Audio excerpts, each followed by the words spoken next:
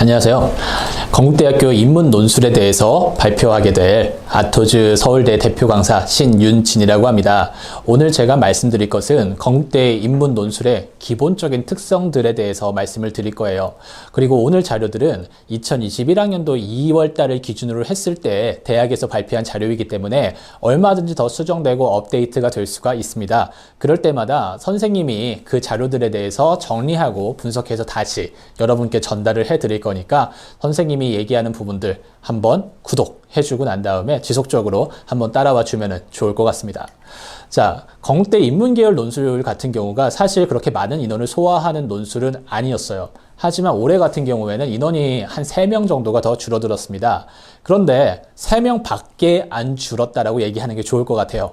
비슷한 라인군에 속해져 있는 학교들은 정말 많은 인원들이 논술에서 깎여 나간 반면에 건대는 큰 변화가 있지는 않다. 이렇게 해석을 해주시면 좋을 것 같아요.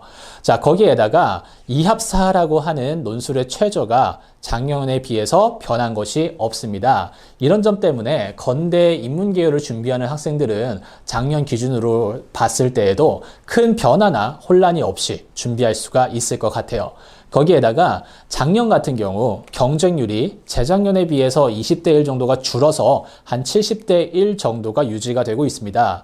이러한 흐름은 올해에도 계속될 거예요. 왜 그러냐면 정시를 준비하는 학생들이 점차 늘어나고 그 학생들이 논술에 대한 지원을 점차 꺼려하는 측면들이 있기 때문에 올해는 경쟁률이 아무래도 더 낮아져서, 그리고 거기에다가 학령 인구도 줄고 있잖아요. 그러니까 여러분들이 논술을 썼을 때에는 보다 더 편안하게 학교에 입학할 수 있는 그런 학년도가 되지 않을까 하는 생각이 듭니다.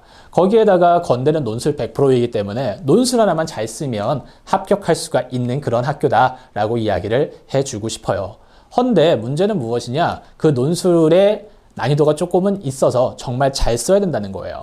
지금 표를 보면 알겠지만 합격자들의 논술 평균 점수가 상당히 높게 나타납니다. 90점, 92점 이런 식으로 나타난다는 거예요.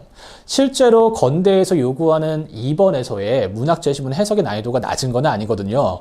그럼에도 불구하고 이 정도의 성적이 나온다라고 하는 것은 정말 논술에서 높은 점수를 얻어가야만 한다, 이렇게 생각을 해보시면 될 것 같아요. 그러면은 여기에서 중요한 것이 무엇이냐? 바로 여러분들이 지속적으로 학습을 하지 않는다라고 하면은 건대 논술을 통과하기가 상당히 어려워질 수가 있다. 이렇게 결론을 내주면 될 것 같아요. 따라서 이 학교의 논술을 마지막으로 좀 한번 정리를 해보자면은요. 일단 높은 경쟁률을 보이는 건 맞아요. 한 70대 1 정도가 가기 때문에. 하지만 실질 경쟁률은 그보다 한 2분의 1 정도가 간다. 거기에다가 그 경쟁률은 올해 더 떨어질 가능성이 있다. 이렇게 생각을 해보시면 되고, 다만 그 뒤에 나온 난이도 높은 이번의 문학 문제, 여기를 어떻게 통과할 것인지에 대한 고민이 필요한 학교, 따라서 지속적으로 오래 준비한 학생들한테 유리한 학교인데다가 경희대 인문과 같이 문학재시문 해석력을 요구하는 학교하고 같이 묶어서 학습을 했을 때 훨씬 좋은 결과가 나오는 학교, 이렇게 생각을 해보시면 될 것 같아요. 따라서 건대 인문계열을 준비하는 학생들 같은 경우에서는 마지막에 가서 급하게 준비하려고 하기보다 3월달 이때부터 차근차근히 준비를 해와서 나의 논술 기본기를 확실하게 닦고 가는 것을 훨씬 추천드려요. 그랬을 때 마지막에 훨씬 결과도 좋아질 거라고 생각을 합니다. 그 과정 저희가 같이 도와줄게요. 그러면 이 다음에 왜 선생님이 이렇게 분석을 했는지, 건대 논술의 더 구체적인 특징이 무엇이 있는지, 합격하려면 어떠한 부분이 필요한지, 이런 것들 더 구체적인 긴 영상으로 다시 찾아오겠습니다. 선생님, 오늘은 여기까지 간단한 정보 전달해주고 마치도록 할게요.